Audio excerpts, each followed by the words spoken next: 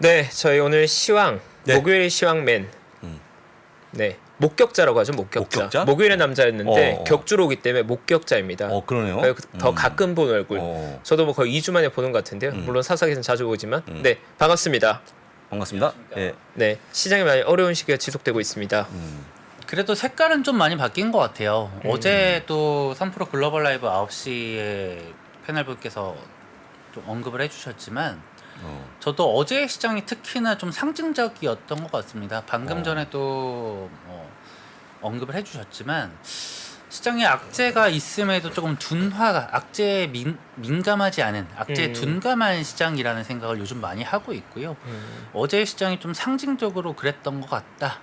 그리고 제가 지난주에 글로벌 라이브에 와서 10월 11월이 가장 큰 변곡점이 될 것 같고 소위 말해서 승부, 쇼부를 볼 수 있는 최고의 기간이 아마 10월 11월이 아닐까라고 했었는데 저는 여전히 10월 11월이 가장 승부 보기에 적합한 시기, 가장 변곡점이 될 만한 시기라고 보고 있습니다. 그럼 제가 네.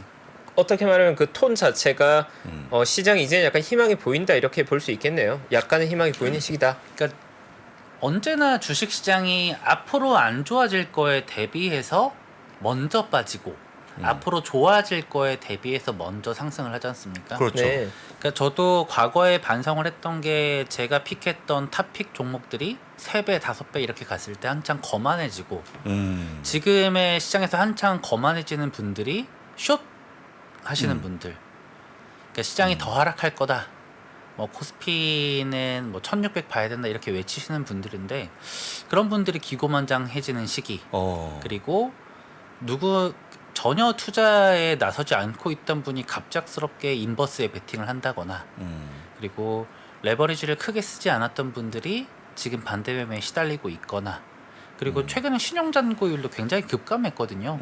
지점에서도 거의 바닥이 난 수준이라고 보고 있어요. 근데 이런 상황에서 여전히 시장에 코스피는 1600 향해 가야 되고 코스닥은 450 가야 된다 라고 외치는 분들이 기고만장하는 걸 보면 저는 거의 다 온 것 같습니다. 그리고 그 변곡점의 기간이 향후 한 2달, 3달일 것 같고요. 그리고 굉장히 뜨거운 장을 외치는 거는 아니지만 그럼에도 불구하고 지금의 우려는 굉장히 과하다라고 보고 있습니다. 근데 그 기간 안에 네. 물가가 확 빠지거나 하는 그런 변화가 좀 있어야 되는 거 아닙니까? 솔직히 예, 예. 이 말은 제가 물론 기승전결의 입장에서는 예. 맨 마지막에 좀 다뤄드리고 싶기는 했어요. 근데 물가가 영원히 오를까라는 생각도 들어요. 왜냐하면 작년 상반기까지만 하더라도 야 진짜 인플레이션이 오는 거야? 2008년 리만 사태 이후로 제대로 된 인플레이션이 온 적은 한 번도 없었어. 그러니까 주된 논리였는데 그러니까 연준의 립 서비스를 너무나도 믿었다가 지금 우리가 호되게 당하고 있는 거지 않습니까? 물론 연준이 굉장히 시장 친화적이기는 하지만 지금 상황에서는 내년에 인플레가 더 급격하게 더 오른다? 는 저는 전혀 동의하기가 어렵습니다. 네. 그러니까 말씀해주시는 논지는 기저효과 때문에 네. 올해는 우리가 고전을 많이 했지만 내년으로 봤을 때는 그렇죠. 상승폭이 그렇게 크지 네. 않을 것이다. 네. 그러면 시장은 인플레에 대한 민감도는 좀 떨어질 거다라고 보시는 거죠. 역기저 효과는 내년 상반기 혹은 중순에 제일 대표적으로 나타날 것이고 그리고 주가는 보통 EPS에 6개월 정도 선행을 하는데 그걸 감안하면은 향후 한두 달이 제일 변곡점일 확률이 높고 그리고 반등은 그리고 내년 초 혹은 연말 정도에는 나올 수 있겠다라고 보고 있습니다. 네. 제발 진짜 그렇게 됐으면 좋겠는데 근데 이게 최근에 좀 올라가니까 그 말에 쏙 하는데 네. 또 한 번 빠지면 그렇죠. 네. 워낙 센티먼트가 안 좋아서 다시 좀 얼어붙을 것 같은데 네. 하여간 뭐 좋게 본다는 거니까요. 10월 11월까지 그죠? 적어놓겠습니다 제가. 네. 사실 영업 현장에 있다 보면 현장의 시그널이나 시장의 분위기나 이런 것들 체감할 때가 많이 있거든요. 네. 그러니까 이론적 영역이 아니라 체감할 때가 있는데 저도 사실 영업 직원으로서 12년째 영업 현장을 지키고 있지만 시장의 분위기 그러니까 공포 심리의 정도나 아니면 고객분들이 레버리지 쓰는 고객들이 입은 데미지나 여러 정황으로 봤을 땐 사실 과거 기준으로는 지금 바닥 원자리에 와 있다는 걸 저희가 많이 체감시키거든요. 예. 근데 이제 다만 두려운 건 과거의 10년간의 시장은 시세 리스크가 없는 시장이었고 이제 양적 완화 정책이 버텨줬던 건데 지금의 판에서는 양적 완화 정책이 없이 긴축의 정책 하에서 시스템 리스크가 이제 대두될 것인가에 대한 두려움들이 있다 보니까 네. 정말 많이 내려왔고 정말 싼 것 같은데 음. 시장에 베팅을 좀 못하고 있는 것 맞습니다. 같다. 네. 그래서 시장은 좀 자신감을 얻을 계기가 필요한 것 같고 저 개인적으로는 그게 아마도 지금 시장을 우리가 불안하게 만든 요소들을 점검하는 과정인 것 같거든요. 최근에 사실 뭐 크레딧 스위스 관련된 불안감이나 스프레드가 튀는 현상들도 그렇죠. 있었고 예. 시장의 리스크 지표를 계측하는 프리미엄 같은 것들이 높게 레벨업하는 경우가 있었는데 그러한 것들이 좀 안정되고 시장의 지지대가 어느 정도 나와준다면 지금 정도의 가격은 조금 기회의 용역으로 봐도 되는 지수가 아닌가 그런 네. 의견들 역시도 시장에 지금 많이 나오고 있는 것 같습니다. 그러한 의견 중에 하나를 또 공유해 주신 맞습니다. 것 같고요. 네. 제가 최근에 시장에서 단순하게 밸류에이션을 믿을 게 아니라고는 하지만 최근 30년간의 히스토리컬 밸류를 봤을 때 지금 너무나도 유의미한 구간이거든요. 그러니까 단순하게 대한민국의 코스피는 PER로 따지기보단 PBR로 따지는 게 맞다라고 하시는 분들에게도 그리고 뭐 미국 증시를 포함해서도 그리고 지금의 유동성 장세에서도 단순하게 구글에서 뭐 프레드 토탈 에셋 그러니까 연준이 지금까지 풀어놓은 자금만 보더라도 회수를 15% 정도밖에 못했는데 뭐 더 갈 수 있겠느냐? 회수한 거의 절반만 빼더라 풀어놓은 자금의 절반만 회수하더라도 시장은 더 박살나야 된다. 이런 식으로 말씀을 하시는 분들이 굉장히 많아요. 그런데 어느 정도 그분들이 로직을 펼치는 거에 대해서는 공감을 하고 있지만 시장이 깨지면 또 경제도 동시에 위축이 되는 게 지금 현재 공조화 현상이고 그 공조화 현상이 어느 정도 깨졌다고는 하지만 여전히 금융시장이 경제에 미치는 영향은 과거보다 더 커졌다라고 저는 보고 있습니다. 그리고 역사적으로 지지해줬던 밸류 라인은 쉽사리 깨지 못한다. 그리고 지금 이 부분이 상당히 반영되었다. 그리고 저는 어제 시장이 그리고 최근에 하루 이틀 시장이 그 부분에 대해서 굉장히 다른 색깔을 보여주고 있다라고 생각을 하고 있습니다. 물론 대한민국 시장에서 어제 시장은 너무나도 변동성이 컸던 하루였어요. 외국인들이 1조 3천억의 선물을 매도하면서 보통 외국인이 1조 이상의 선물 매수 매도를 할 때는 시장의 변곡점의 신호이기도 한데 어제 시장에서는 유독 느꼈던 것은 변동성이 극대화되겠구나. 물론 아래로 더 빠진다 위로 더 치솟는다 라는 거에 베팅하기는 어렵지만 위아래 변동성은 당분간 지속이 될 수 있겠다. 다만 시장의 색깔은 지금 많이 변하고 있다 이고요. 한국 시장은 오늘 코스피는 약 1%, 코스닥은 3% 정도 상승을 했고 환율은 7원 정도 빠졌습니다. 1402원을 기록을 했는데 우리가 1442원까지 봤다가 지금 40원가량 빠졌어요. 그러네요. 제가 가장 기다렸던 게 달러 인덱스의 완화 혹은 달러 자체의 완화인데 그 신호가 지금 나오고 있다이고 그 다음으로는 채권 시장을 보고 있지만 미국채 10년물 금리도 지금 뭐 변동성은 있겠지만 어느 정도 시장의 투매 혹은 투기적인 현상들 호가가 굉장히 얇은 상태에서 위로 베팅했던 것들이 지금 많이 사라졌다 정도를 저는 지금 많이 느끼고 있습니다. 그리고 어제 미국 시장의 경우에도 장 초반에 2.4%가량 하락을 했다가 보합으로 마무리를 했었는데 주된 미국 시장의 하락 이슈가 뭐 아시겠지만 오펙 플러스의 200만 배럴 유가 감산 합의였어요. 어제 그 중요한 뉴스였죠. 그렇죠.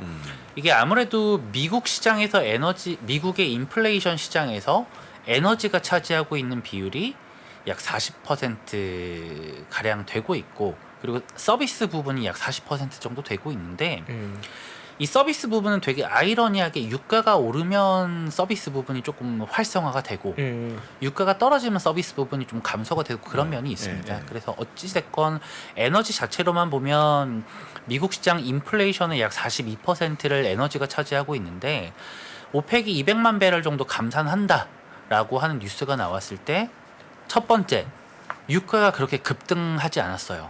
그러니까 실제로 제가 보기에는 최근에 그 9월 중순 혹은 말부터 지금까지 약 10거래일 동안 유가 전체가 10% 정도 오르기는 했지만 어제 시장에서는 유가가 그렇게 변동폭이 크지 않았습니다. 그렇죠. 플러스 1.4%로 그렇죠, 맞아요. 끝났거든요.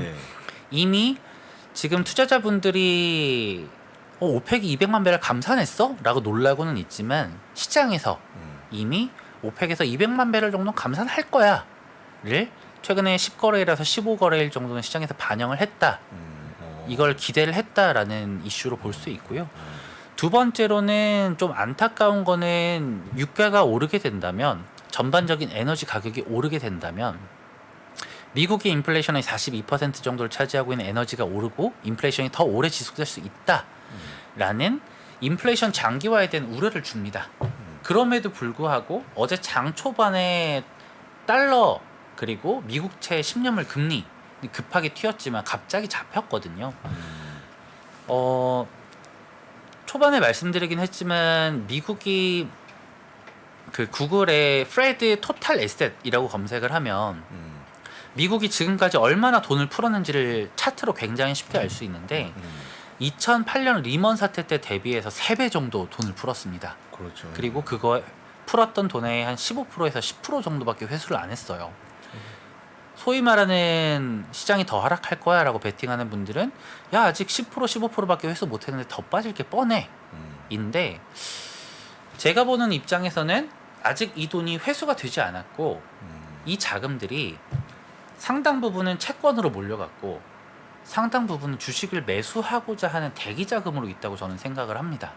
시장의 유동성이 아직 회수된 건 아니다라는 네, 관점이신 맞아요. 거죠? 네. 첫 번째로 이런 토탈 에셋 같은 경우에는 은행을 통해서 나오는 것들인데 대출 회수는 되고 있지만 그럼에도 불구하고 어느 정도 자금 여력이 있는 기업이나 아니면 개인들은 여전히 시장이 바이더 팁이 여전히 통할 거다, 그리고 시장이 많이 빠졌고 지금 공포의 구간이다 라는 베팅이 있다면 언제든지 살 준비가 되어 있는 자금이라는 것들이고요. 그리고 어제 시장에서는 좀 그러한 성격의 자금 집행이 많이 되지 않았나라고 보고 있습니다. 그래서 오펙 플러스, 엄밀히 말하면 오펙의 14개 국가를 제외한 미국과 러시아 뭐 이런 국가들을 포함한 비오펙 국가들의 협의체에서 200만 배럴 감산한다는 거였다가 미국 정부에서 1000만 배럴 정도 비축유를 풀겠다라는 그렇죠. 예. 이슈 때문에 말아 올린 거였는데 엄밀히 말하면 미국의 비축유 1000만 배럴은 한 10거래일 정도밖에 회수를 못하는 거예요. 그렇죠. 실제로 오펙 플러스에서 200만 배럴 감축한다는 기존에는 하루 생산량, 우리가 듣기에는 하루 생산량의 200만 배럴 감산 요로 볼 수도 있지만 실제로는 총 캐파, 총 가능 생산량에서 200만 배럴 감산이거든요. 그렇죠. 그렇게 보면은 실제로는 지금 생산하고 있는 거에서 한 80만 배럴에서 88만 배럴 정도만 감산하는 정도 수준이고 미국의 비축유 1000만 배럴 푸는 것, 이거는 한 11거래일, 12거래일 정도를 커버할 수 있는 구간입니다. 그런데 지금 200만 배럴, 현실적으로는 88만 배럴 정도의 감산이 미국의 인플레를 더 자극할 수 있는 이슈이기는 하지만 미국의 고작 1000만 배럴을 푸는 이슈, 약 11거래일 정도를 해결할 수 있는 이슈가 시장의 전략 후강을 이끌었다. 이것은 시장의 대기 자금이 여전히 많다. 그리고 우리가 뭐 연준이 자금을 회수한다라고는 하지만 실질적으로 풀려 있는 것들 중에 자금들 중에서는 여전히 주식을 매수하고자 하는 자금이 많다 정도로 해석할 수 있는 것 같습니다. 오늘 보고서가 나왔는데 네. 골드만이 그 올해 하반기 유가 전망을 또 100달러 제시했어요. 자주 틀리는 분들이 또 틀리려고 그러나 하여간 뭐 봤는데 왜 그렇지 않습니까? 근데 맞습니다. 혹시 거기에 좀 약간 동의하십니까? 매니저님은? 네. 최근에 유가가 76불대에서 지금 한 87불대까지 올라왔잖아요. 네, 그렇죠. 근데 당분간은 더 오를 수밖에 없는 것 같아요. 그 미국 정부에서 1000만 배를 푸는 거는 한 10거래에서 11거래일 정도 커버할 수 있는 정도이다 보니까 엄밀히 말하면 언발의 오줌 누기 정도라고 보고 있고, 다만 지금 오펙 플러스, 네. 오펙 플러스에 말씀드렸다시피 러시아랑 미국이 메인이거든요. 네.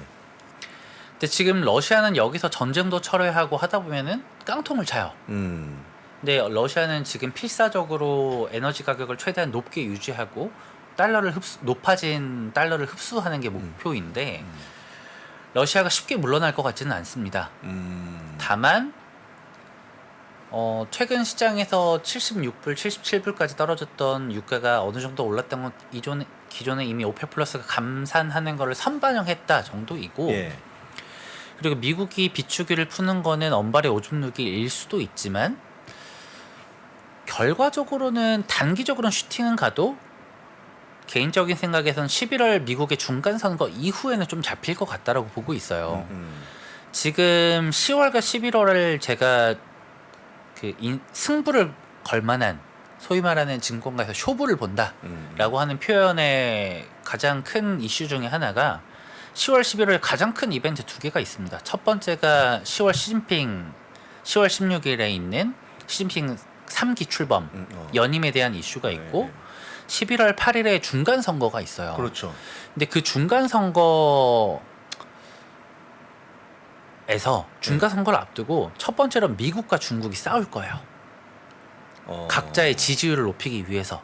그렇죠. 네. 예, 예. 그러면서 시장이 좀 변동성은 커질 것 같다. 그리고 러시아도 이 중간 선거를 악용할 것 같다.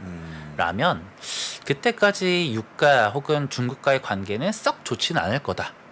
다만 그 이후에는 조금 잡히지 않을까. 다시 말해서 오버슈팅을 했다가 조금 완화되는 구간이 되지 않을까라고 보고 있습니다. 네. 알겠습니다. 제가 가장 궁금한 거 한번 여쭤볼까요? 네. 테슬라 네. 자꾸 빠지는 이유가 뭡니까 도대체? 예. 그러니까 제가 테슬라는 많이 갖고 있진 않아요. 저는 워낙 많이? 시클리컬 업종을 좋아하다 보니까 테슬라는 제가 살 수 없는 종목 중에 하나이긴 한데 네. 그렇습니다. P 세 자리 종목들은 제가 잘 못 사는 대신에 그렇다고 해서 시클리컬 업종들을 무시하면 안 되는 게 오를 때 3배, 5배씩 올라요. 그렇죠. 네. 예. 저는 그런 시클리컬 투자를 훨씬 더 선호하긴 하지만 테슬라는 메인 주도주예요. 그리고 맞죠. 코로나 사태가 터지고 나서 지금까지 올랐던 거에서 조정을 고점 대비해서 많이 받았다라고는 하지만 나스닥 수준밖에 안 받았어요. 그렇죠, 맞아요. 예. 그리고 굉장히 시장에서 여전히 대장주라고는 보고 있습니다. 다만 밸류가 비싸다. 혹은 트위터 인수 관해서 좀 잡음이 많다. 이거 최근의 하락 이슈는 트위터 인수 잡음인데 저는 저는 테슬라를 막 엄청 선호하는 종목은 아니지만 전기차가 앞으로 잘 될 건 알지만 내연기관 자동차가 전기차로 바뀐다고 해서 내연기관 자동차 회사 밸류가 8배, 10배 받던 게 30배, 60배 받는 게 정당한가? 물론 테슬라는 단순히 전기차 회사만은 아니죠. 뭐 그렇긴 하지만 조금 더 프리미엄을 준다고 하더라도 저는 좀 쉽사리 못하는 건 맞지만 시계열적으로 본다면 저는 11월이 테슬라를 그동안 못 샀던 사람들의 매수 타이밍이 될 수 있겠다라고 보고 있어요. 11월이? 네. 첫 번째로 너무 감사하게도 테슬라를 못 샀지만 사고 싶은 사람들에게는 트위터 인수 관련해가지고 좀 잡음이 많죠. 예. 두 번째로는 개인적인 베팅이긴 하지만 전 바이든이 중간 선거 질 것 같거든요. 만약에 진다 라고 하면 바이든의 친환경 정책에 타격을 많이 받을 것 같아요. 우리 강구현 매니저가 방송이 오늘 마지막인가요? 네. 어쨌든 저는 질 수도 있다라는 확률을 좀 높게 보고 있고 개인적 생각이다. 이거 자막 좀 넣으시면 좋을 것 같습니다. 네, 저의 투자의 판단은 다 개인의 귀속이 되니까요. 알아서 그렇죠. 하시고. 네. 사실 지지도가 낮긴 해요. 네. 낮긴 하죠. 근데 저는 바이든 대통령이 승리를 했으면 테슬라 주주들에게 좋겠지만 만에 하나 중간 선거에서 패배한다 라고 하면 이 인플레 감축법이라든지 친환경 정책에 대해서 출렁임이 있을 것 같아요. 근데 저는 테슬라가 너무 섹시한 종목인 걸 알지만 기존에 못 사셨던 분들에게는 만약에 바이든이 중간 선거에서 패배한다 그리고 친환경 업종들이 조정을 받는다? 저는 그때가 매수할 수 있는 기회라고 보고 있습니다. 따라서 저는 테슬라 너무나도 좋은 기업이에요. 다만 저는 비싸서 못 사요. 이지만 중간 선거에서 패배하고 급락하는 구간이 온다. 그러면 저는 테슬라 얼마든지 담을 준비가 되어 있습니다. 여러분들 그 테슬라를 싫어하는 사람 있을 때 장우석 다음에다가 강구현 매니저를 넣으시면 좋을 것 같습니다. 싫어하지는 않고요. 못 사는. 저도 네. 항상 그게 네. 저도 싫어하는 게 아니라 네, 싫어하는 게 아닌데. 저 올라가 있습니다 이름이. 네. 그래서 저희가 물론 뭐 종목에 관한 얘기도 중요하지만 네, 또 네. 지금은 매크로 지표들이 시장에 그렇습니다. 영향을 많이 네. 주고 있다 보니까 네. 체크해야 될 매크로 지표들 좀 있을 것 같은데 아, 예, 뭐가 최근에 있을까? 그래도 약간 온기가 도는 것 중에 하나가 GDP 나우에서 GDP 추정치를 약간 업했다는 너무 올랐어요. 소식이 있던데. 맞아요. 네. 근데 제가 최근에 시장에 나온 리포트에는 여전히 2.3% 수준이긴 한데 어제 GDP 나우를 들어가 보시면 그냥 네이버나 구글에서 GDP 나우라고 검색을 하면 쉽게 알 수 있습니다. 그렇죠. 이게 10월 3일까지만 해도 미국의 3분기 GDP 성장률이 2.3%가 예상이었어요. 예. 근데 지금 2.7%로 급격하게 올랐습니다. 그러니까요, 너무 올랐어요. 그러니까 시장에서 지금 가장 민감하게 받아들였던 게 금리 인상 속도는 채권 대학살이 났었던 1994년보다 더 가파른데 경제 성장 속도는 그게 나오지 않는다. 금리 인상 속도가 경기의 성장 속도보다 훨씬 가파르다였는데 경기는 꺾이고 둔화될 거라는 베팅이 굉장히 많은 와중에 GDP 3분기 예상치가 2.3에서 2.7로 급등한 거거든요. 약 3거래일 만에, 2, 3거래일 만에. 그러니까요. 네. 근데 이 GDP 나오라는 게 신뢰할 수 있는 거냐라고 봤을 때 GDP 나오는 단순하게 정부 기관은 아니에요. 그렇죠. 이 애틀란타 연준에서 GDP에 대해서 이제 추정을 하는데 애틀란타 연준에서 추정하는 그 모델을 가지고 미리 미국의 GDP를 추정하는 회사입니다. 대표적으로 보는 게 미국의 인구조사국, 뭐 상무부의 경제분석국, 뭐 공급관리부 이런 자료를 기반으로 해서 미리 퀀트 모델을 돌리고 미국의 GDP를 추정하는 건데 미국 정부에서 발표하는 GDP랑 크게 오차가 있지가 않아요. 근데 이게 좀 시장에서 나름 핫한 것 중에 하나가 미국의 경기는 꺾인다라고 봤지만 우리가 모두가 우려를 하고 있지만 생각보다 3분기가 꺾이지 않을 수도 있겠는데? 라는 거고 이 데이터를 기반으로 해서 봤던 게 미국의 수출 기여도가 기존의 2.21%에서 2.24%로 소폭 상승을 하고 개인의 소비 지출도 소비 지출 지금 다 꺾인다고 생각을 하잖아요. 그런데 정부 기관이 갖고 있는 데이터 그리고 시장 조사국에서 갖고 있는 데이터에서는 증가율이 0.7%에서 1.1%로 상승 그리고 민간의 투자도 마이너스 4.1에서 마이너스 3.6으로 소폭 개선이 된다입니다. 그러니까 어떻게 해석을 하느냐에 따라 다르겠지만 지금 시장은 우리가 예상했던 것보다 더 안 좋은 것들을 반영을 해서 많이 빠져 있는 게 아닌가. 혹자들은 야 코스피 PBR 0.800 언제든지 깰 수 있지. 주식의 하방이 어딨어. 코스피 1600 가도 할 말이 없어야 돼. 라고 말하는 사람들도 있지만 최근 20년, 30년, 40년의 데이터를 봤을 때 자신 있게 그렇게 말할 수 있어요? 당신이 그런 현자인가요? 라고 하면 본인의 데이터를 또 말을 못 하거든요. 두리뭉술하게 하는 게 그때와 지금은 달라예요. 근데 과거의 역사가 지금과 똑같이 반영되리라는 보장은 없지만 일단 코스피 기준 PBR 0.81배가 리머사트 저점이었고 그걸 기준으로 했을 때 코스피 한 2080포인트 지금 기준으로 봤을 때 0.86배 정도 수준입니다.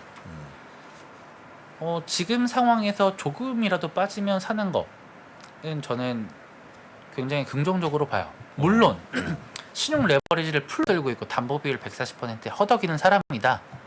그러면 제가 해드릴 수 있는 거는 기도해드릴 수 있는 것밖에 없어요. 다만 현금을 가지고 있고 용기를 갖고 있는 사람이라면 그리고 시장에 관심을 갖고 있는 사람이라면 혹은 지금까지 시장을 보수적으로 봤다가 언제부터 투자를 할지 고민하고 있는 분들이라면 저는 지금부터 주식시장 굉장히 긍정적으로 봐야 된다고 생각을 합니다. 모두가 지금부터. 부정적으로 볼 때. 네, 굉장히 오랜만에 들어보는 강세론.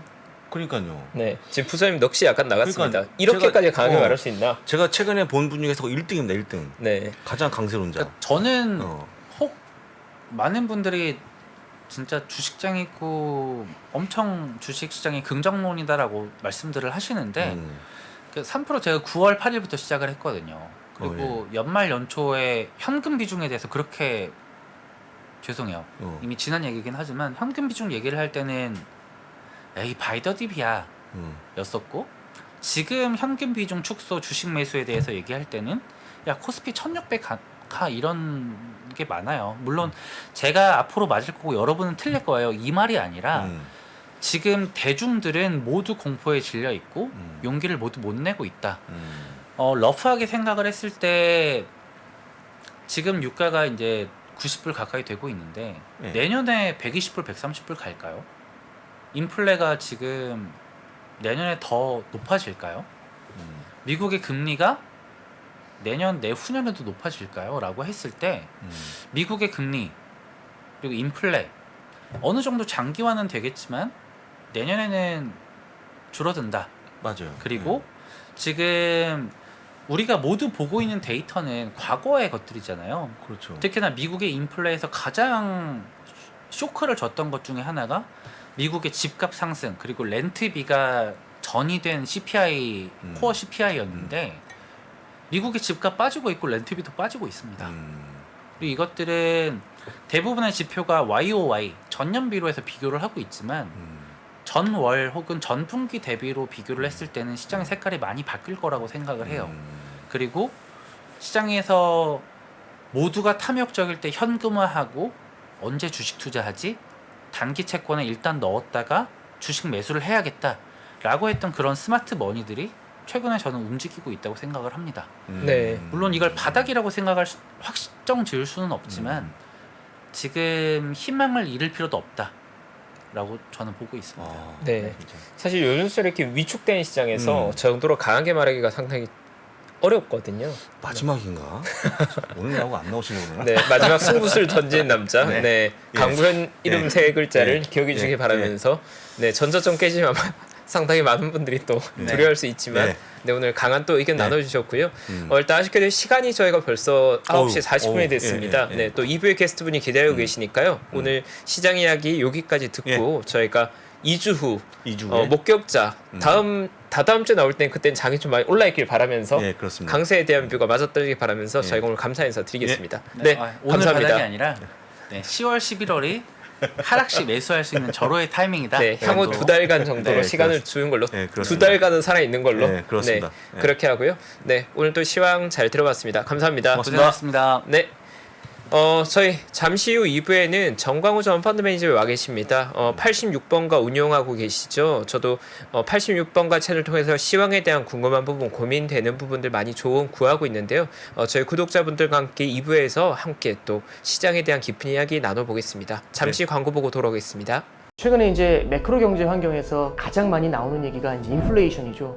이 매크로 경제라는 게 우리 일상생활에서나 아니면 투자에서나 굉장히 큰 영향을 주는 게 맞는 것 같습니다. 매크로 경제에서 가장 중요한 게 금리, 환율, 물가 이런 거거든요. 금리가 높을 때 유리한 기업이 있고 금리가 낮을 때 유리한 기업이 있을 겁니다. 환율이 높을 때 유리한 기업이 있고 환율이 낮을 때 불리한 기업이 있을 겁니다. 유불리를 논하면서 같이 그 기업에 대한 분석을 하거나 투자를 하는 게 조금 더 도움이 되지 않을까요? 상반기 최고의 베스트셀러 인플레이션에서 살아남기. 지금 서점에서 확인하세요.